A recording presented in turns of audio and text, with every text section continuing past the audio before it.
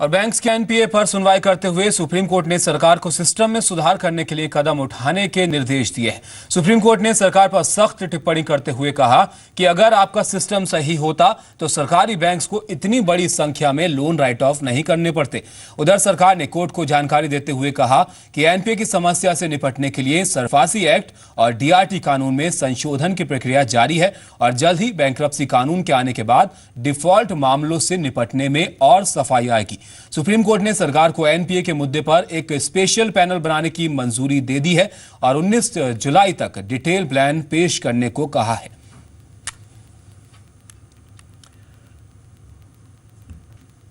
और सहारा ग्रुप की प्रॉपर्टी बेचने के लिए सेबी ने प्रक्रिया तेज कर दी है। सूत्रों के मुताबिक सहारा की प्रॉपर्टी बेचने के लिए सेबी ने एचडीएफसी रियल्टी और एसबीआई कैप को नियुक्त किया है।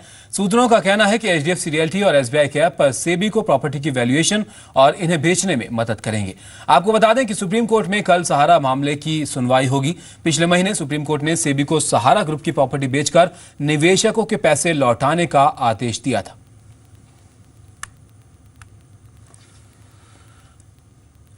और क्या बाबा रामदेव ने वाकई एफएमसीजी कंपनियों को शीर्षासन करा दिया है? सवाल इसलिए क्योंकि 5 साल में किसी कंपनी के इतने तगड़े कंपटीशन के बावजूद 5,000 करोड़ की कंपनी बन जाना मामूली बात नहीं है।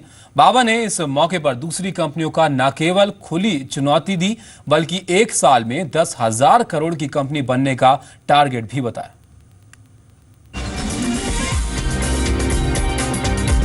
साल 2015-2016 टर्नओवर 5,000 करोड़। साल 2016-2017 टर्नओवर 10,000 करोड़। 4 साल में 100% की ग्रोथ। इन आंकड़ों ने एफएमसीजी बाजार में हलचल बढ़ा दी है। इन आंकड़ों ने कंपनियों की नींद उड़ा दी है और बाबा रामदेव ने भी दे दिया है इन कंपनियों का मार्केट शेयर खत्म करने का खुला चैलेंज। नेस्ले का पंछी उड़ने वाला है, कोलगेट का गेट बंद होने वाला है और पीएनजी का जो है पेंटिन भी, उसकी भी पेंट खराब होने वाली है। यूनिलीवर का लीवर बैठने में 1 साल का समय लगेगा।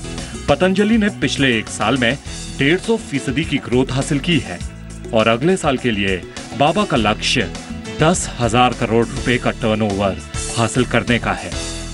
अगले वर्ष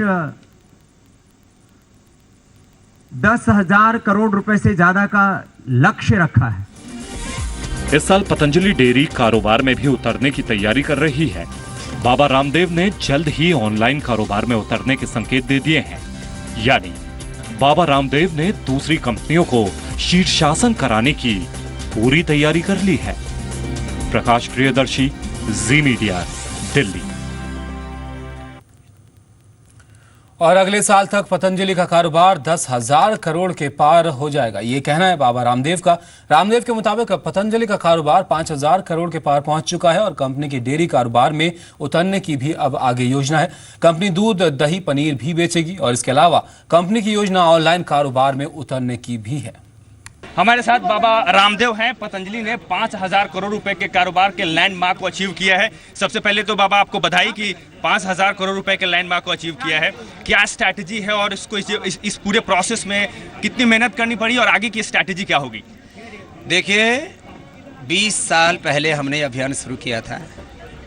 4 सालों में 100% की ग्रोथ से पतंजलि आगे बढ़ रहा है। इस साल 150% की ग्रोथ है। अगले साल भी 100 से 150 के बीच में ग्रोथ होगी कम से कम। एक ही हमारा सिद्धांत है, साधन, साध्य, सिद्धांत और सेवा की सुचिता, और उसको के साथ हमने कोई कंप्रोमाइज नहीं किया।